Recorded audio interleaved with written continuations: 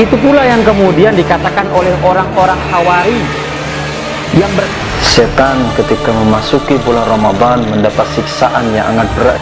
Ma'asyiral muslimin rahimakumullah, begitulah faham para sahabat bahwa Allah menginginkan orang-orang yang la'allakum tattaqun. Allah berikan untuk kesuksesannya. Dan ayat ini Allah teruskan dengan ungkapan hatta tattaq.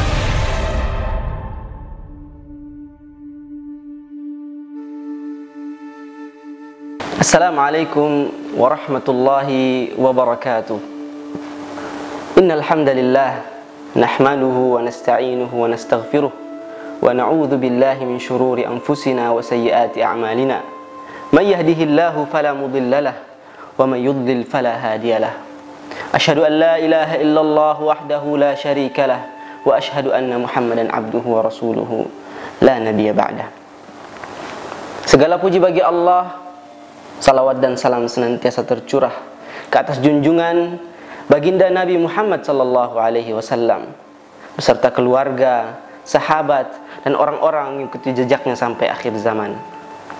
Miftahur rizq, kunci rezeki.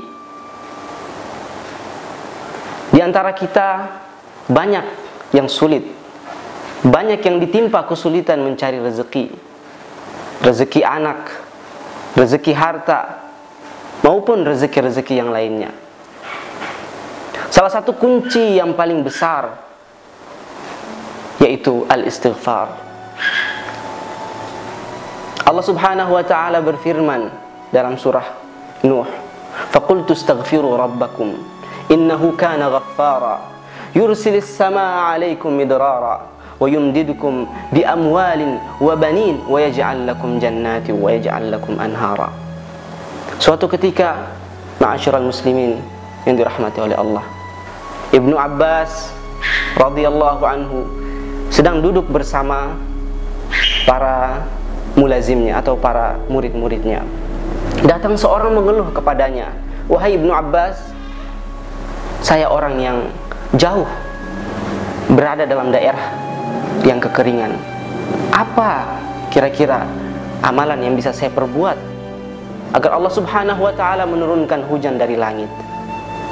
Maka jawab Ibnu Abbas, "Beristighfarlah." Datang orang yang kedua kepada Ibnu Abbas meminta solusi dari permasalahannya. "Wahai Ibnu Abbas, saya orang yang sudah lama menikah namun tidak dikaruniai keturunan oleh Allah Subhanahu wa taala." Maka datang orang yang kedua kepada Ibnu Abbas radhiyallahu anhu. Kemudian dia mengeluhkan permasalahannya. "Wahai Ibnu Abbas, saya orang yang telah lama menikah namun tidak diberi keturunan oleh Allah Subhanahu wa taala. Amalan apakah yang harus saya lakukan agar Allah Subhanahu wa taala memberikan saya keturunan?" Maka jawab Ibnu Abbas, "Beristighfarlah." Orang yang ketiga datang kepada Ibnu Abbas radhiyallahu anhu kemudian mengeluhkan lagi permasalahan hidupnya. "Wahai Ibnu Abbas, saya orang yang ditimpa kefakiran. Amalan apa yang harus saya lakukan agar saya diberi rezeki oleh Allah Subhanahu wa taala dan diberi kelapangan dalam kehidupan?"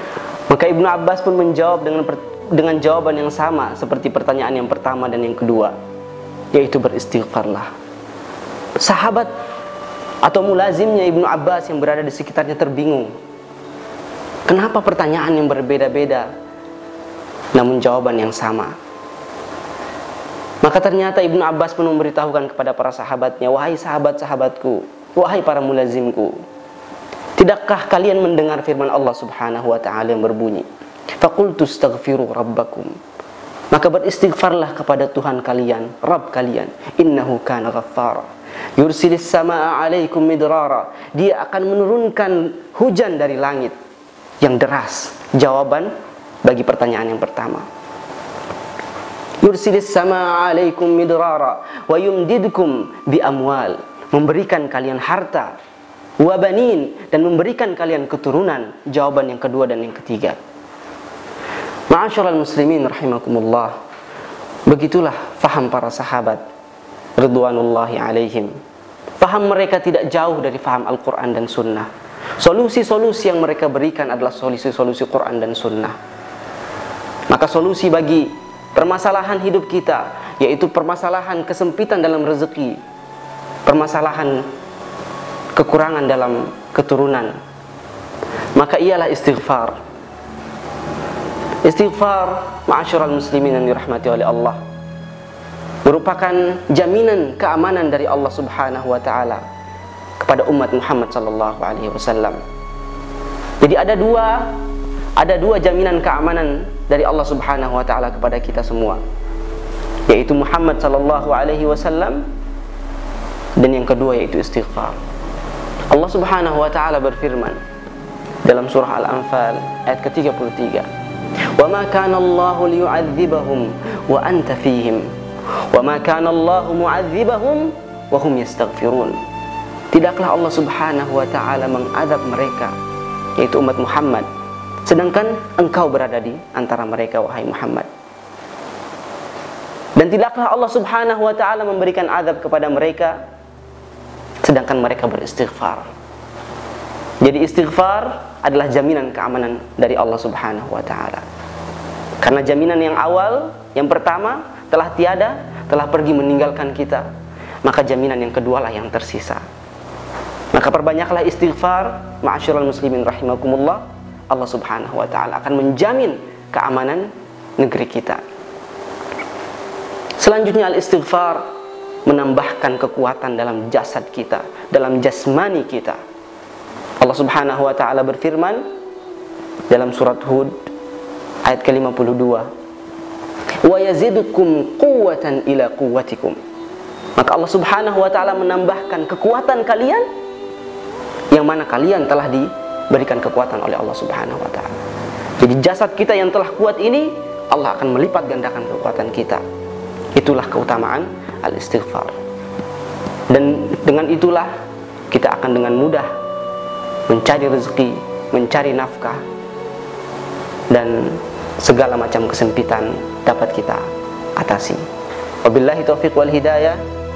Wallahu musta'an. Wassalamualaikum warahmatullahi wabarakatuh.